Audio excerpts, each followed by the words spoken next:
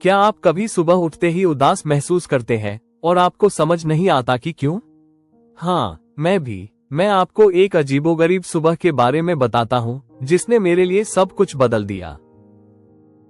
मैंने अपनी आंखें खोली और मुझे ऐसा लगा जैसे किसी ने मुझ पर दुख की एक बाल्टी डाल दी हो। कोई बुरी खबर नहीं, कोई ड्रामा नहीं, बस दुख, बेहद दुख। और मैं सोच रहा था, आखिर मेरे साथ क्या गड़बड़ है? क्या आपको ये बात जानी पहचानी लग रही है? अगर आपने कभी खुद से पूछा है, मैं बिना किसी वजह के उदास क्यों महसूस करता हूँ, तो यकीन मानिए आप अकेले नहीं हैं। मेरी हैरान करने वाली भावनात्मक यात्रा ने मुझे गहन शोध करने के लिए प्रेरित किया, जिसने उदासी के इन रहस्यमय क्षणों के बारे में मेरी समझ और नियंत्रण को पूरी तरह से बदल दिया। चूंकि मैंने स्नातक स्तर पर मनोविज्ञान का अध्ययन किया है, इसलिए मैं उदासी, चिंता आदि जैसे मनोवैज्ञानिक विकारों से परिचित हूं। लेकिन ये पूरी तरह से असामान्य था। यदि आप अभी हमसे जुड़ रहे हैं तो सब्सक्राइब बटन पर टैप करना न भूलें।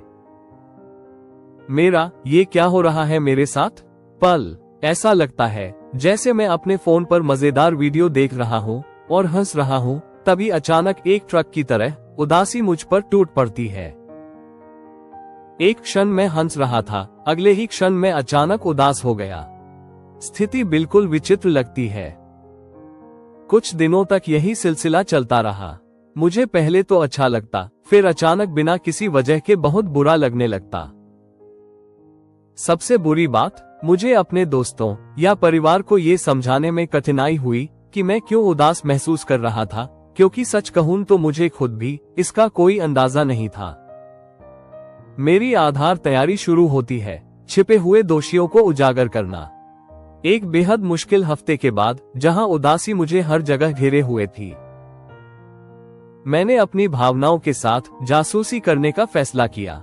शोध के दौरान मुझे जो पता चला, उसने मुझे पूरी तरह से हिलाकर रख दिया। पता चला है कि कुछ छोटी छोटी आदतें हैं जो हमारे मूड को बिगाड़ देती हैं और हमें इसका एहसास भी नहीं होता। छिपा कारण #1 डिजिटल ओवरलोड और तुलना जाल। हम हाइलाइट्स की दुनिया में रहते हैं। सोशल मीडिया पर हर किसी की जिंदगी परफेक्ट दिखती है, बेदाग सेल्फी, मनमोहक छुट्टियां और लगातार सफलताएं।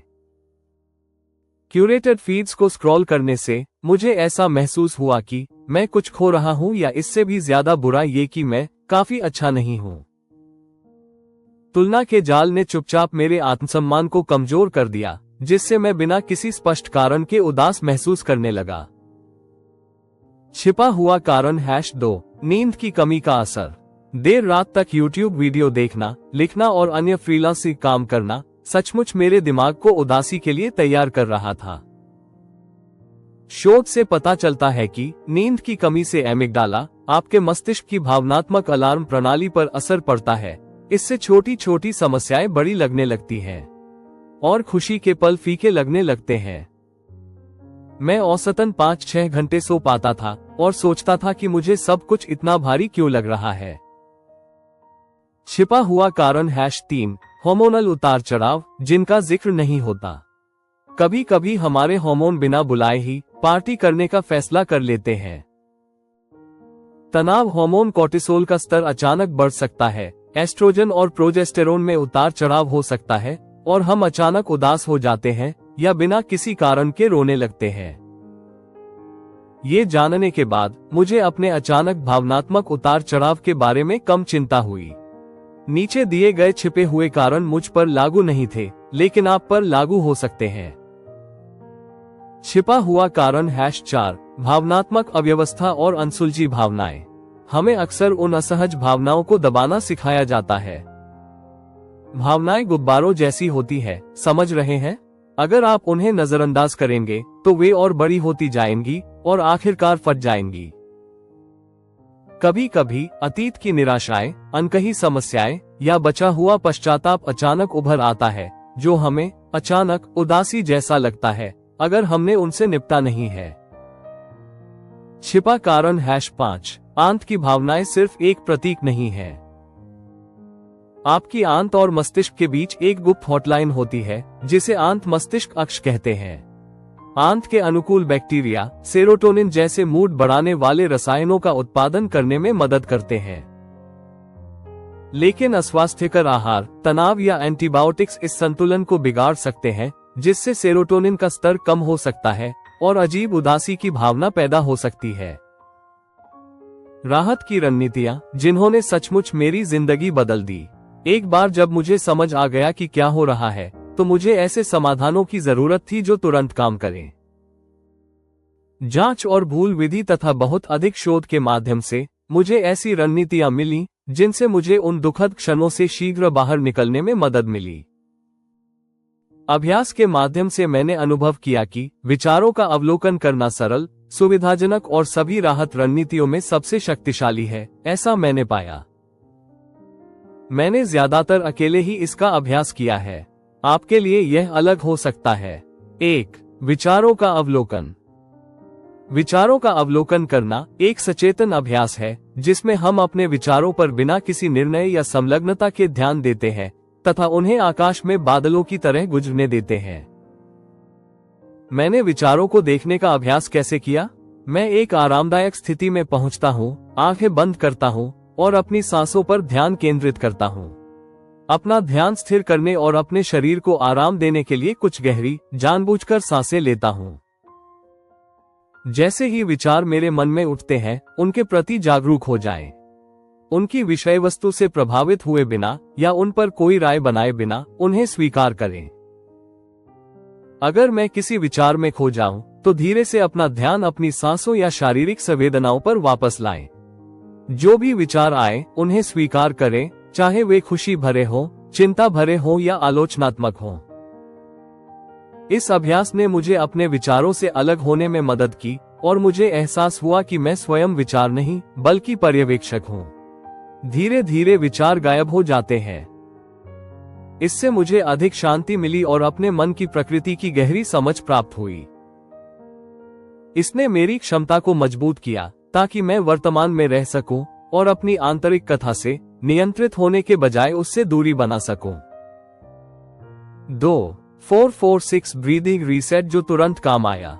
जब उदासी छाने लगी तो मैंने ये सरल सांस लेने का तरीका अपनाना शुरू कर दिया। 4 सेकंड के लिए सांस अंदर लें, 4 सेकंड के लिए रोक कर रखें और फिर 6 सेकंड के लिए सांस बाहर छोड़ें। सिर्फ 2-3 मिनट के इस प्रयोग ने सचमुच मेरे तंत्रिका तंत्र को घबराहट की स्थिति से शांत अवस्था में ला दिया। ये काम करने में बहुत आसान लगता है, लेकिन विज्ञान इसकी पुष्टि करता है और उससे भी महत्वपूर्ण बात यह है कि यह मेरे लिए कारगर रहा। 5 मिनट की गतिविधि का जादू। मैंने पाया कि थोड़ी सी गतिविधि भी एंडोफिन नामक हार्मोन छोड़ती है, जो हमारे शरीर के लिए प्राकृतिक रूप से मूड को बेहतर बनाने वाला हार्मोन है। जब मुझे लगता कि वह जानी पहचानी उदासी मुझ पर हावी हो रही है, तो मैं मन को सुकून देने वाले गाने लगा लेता या जंपिंग जैक्स कर लेता या फिर बस अपनी बाहें ऊपर की ओर फैला लेता। असल बात यह थी कि इसे इतना आसान बना दिया जाए कि मैं खुद को इससे बाहर न निकाल पाऊं। संवेदी आधार जो आपको वास्तविकता की ओर वापस खींचता है। जब मेरे विचार उदासी की ओर बढ़ रहे होते, तो मैं खुद को इन बातों पर ध्यान देने के लिए मजबूर करता। मैं अपने आसपास 3 चीजें देख सकता हूँ। मैं अभी 2 आवाजें सुन सकता हूँ। मैं एक चीज को शारीरिक रूप से छू सकता हूँ। ये सरल अभ्यास मेरे मन को अंधकार में स्थानों में भटकने देने के बजाय मुझे वर्तमान क्षण में स्थिर करके दुखद विचारों के चक्र को तोड़ देता है। 5. दिमागी उथल पुथल जिसने मेरे दिमागी कोहरे को साफ किया। कभी कभी मुझे समझ नहीं आता था कि मैं उदास क्यों महसूस कर रहा हूँ, जब तक कि मैंने लिखना शुरू नहीं किया। मैं अपना फोन या कागज का एक टुकड़ा उठा लेता और अपने दिमाग में चल रही हर बात उस पर डाल देता। कोई फिल्टर नहीं, कोई निर्णय नहीं, बस लिखता जाता। आमतौर पर मुझे पता चलता था कि असल में कुछ तो था जो मुझे परेशान कर रहा था, जिसे मैंने स्वीकार नहीं किया था। इस आसान अभ्यास से मुझे उन पैटर्न और छिपी हुई चिंताओं को पहचानने में मदद मिली जिनके बारे में मुझे पता भी नहीं था। 6. माइक्रो हैप्पीनेस हिट्स जो सब कुछ बदल देते हैं। मैंने छोटी छोटी गतिविधियों की एक सूची बनाई जो 5 मिनट से भी कम समय में मेरा मूड बेहतर कर सकती है। किसी दोस्त को एक मजेदार मीम भेजना, कोई उत्साहवर्धक गाना बहुत तेज आवाज में बजाना, एक कप हर्बल चाय बनाना और उसे चखना, एक छोटा सा मजेदार वीडियो देखना। चाल ये थी कि इन्हें जरूरत पड़ने से पहले ही तैयार कर लिया जाए, ताकि जब दुख आए तो मुझे सोचना न पड़े, बस काम करना पड़े। दीर्घकालिक परिवर्तन जिन्होंने मेरे भावनात्मक किले का निर्माण किया। तात्कालिक राहत की रणनीतियां जीवन रक्षक साबित हुई, लेकिन इन दुखद घटनाओं को बार बार होने से रोकने के लिए मुझे और भी बड़े बदलावों की जरूरत थी। यहाँ बताया गया है कि वास्तव में किस चीज ने स्थायी बदलाव लाया। सोशल मीडिया के साथ अपने रिश्ते को फिर से बनाना। मैंने सोशल मीडिया को पूरी तरह से नहीं छोड़ा, लेकिन मैंने इसके बारे में रणनीतिक योजना बनाई। मैंने उन अकाउंट्स को अनफॉलो कर दिया जो मुझे अपर्याप्त महसूस कराते थे, विशेष रूप से सोने से पहले विशिष्ट नो स्क्रॉल समय निर्धारित किया, और उन क्रिएटर्स को फॉलो किया जो केवल हाइलाइट्स के बजाय वास्तविक अपूर्ण क्षणों को साझा करते थे। ये स्पष्ट था कि डिजिटल डिटॉक्स इन लक्षणों में महत्वपूर्ण रूप से मदद करता है, इसलिए मैंने इसे गंभीरता से लिया। अपने मूड को बेहतर बनाने के लिए अपने पेट को पोषण देना।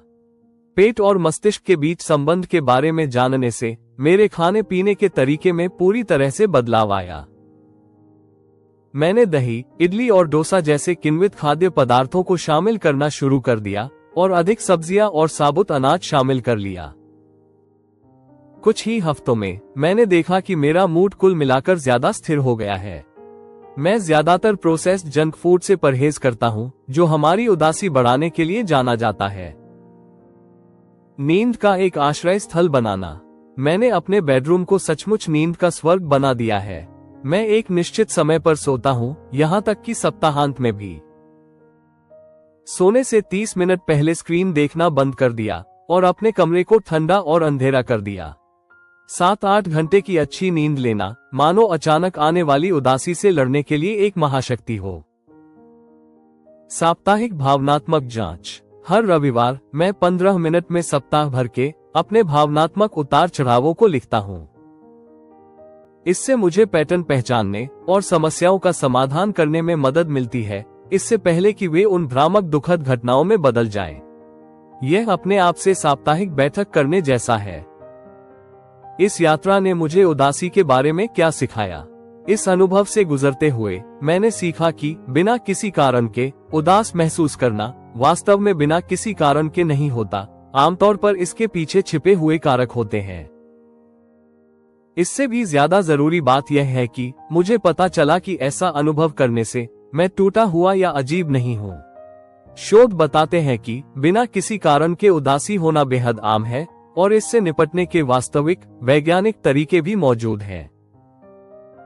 सबसे बड़ा परिवर्तन ये हुआ कि मैं ऐसा क्यों महसूस कर रहा हूँ से ये भावना मुझे क्या बताने की कोशिश कर रही है कि और बदलाव आया। कभी कभी यह मुझे उस तनाव के बारे में चेतावनी दे रही थी जिसे मैंने स्वीकार नहीं किया था। कभी कभी मेरा शरीर बेहतर देखभाल की मांग करता था। कभी कभी हार्मोन्स अपना काम कर रहे होते थे और यह भी ठीक है। आपकी बारी, अपनी यात्रा की शुरुआत।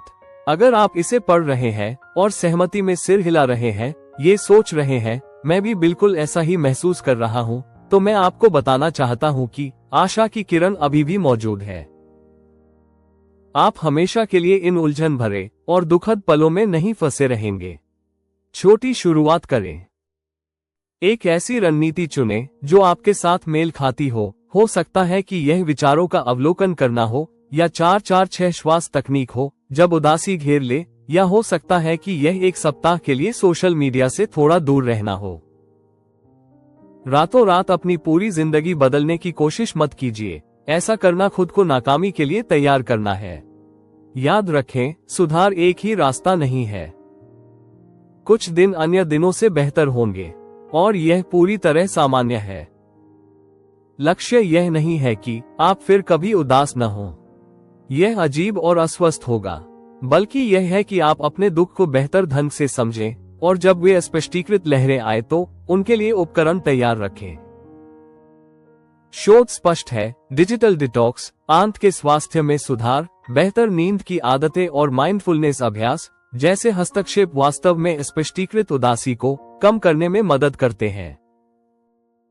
लेकिन अध्ययनों और आंकड़ों से भी अधिक मैं आपको अपने व्यक्तिगत अनुभव से बता सकता हूं कि इन भावनाओं पर आपका नियंत्रण जितना आप सोचते हैं उससे कहीं अधिक है। अगली बार जब वह रहस्यमय उदासी सामने आए तो उसका स्वागत भय के बजाय जिज्ञासा से करें। खुद से पूछे कि वे क्या कहना चाह रहे होंगे, फिर इनमें से किसी एक रणनीति को अपनाएं और उस पर अमल करें। आपके उज्जवल दिन आपकी सोच से कहीं अधिक निकट है और आपके पास वहां तक पहुंचने की पूरी ताकत है। हालांकि ये हमेशा आसान नहीं होता, लेकिन खोए हुए और उदास महसूस करने से लेकर सशक्त और स्पष्ट महसूस करने तक जाना संभव है। मैं इसका जीता जागता सबूत हूँ, और अगर आप भी अपनी यात्रा शुरू करने के लिए तैयार हैं, तो आप भी तैयार हो सकते हैं। आप सबसे पहले कौन सी रणनीति अपनाएंगे? एक कमेंट छोड़ें और मुझे बताएं, मुझे आपके अनुभव के बारे में सुनना अच्छा लगेगा। यदि आपको वीडियो पसंद आया तो इसे लाइक करना न भूलें, इसे अपने दोस्तों के साथ शेयर करें और अधिक बेहतरीन सामग्री के लिए सब्सक्राइब करें। यह मुझे और अधिक वीडियो लाने के लिए प्रेरित करता है। मिलते हैं अगले वीडियो में। वीडियो देखने के लिए धन्यवाद।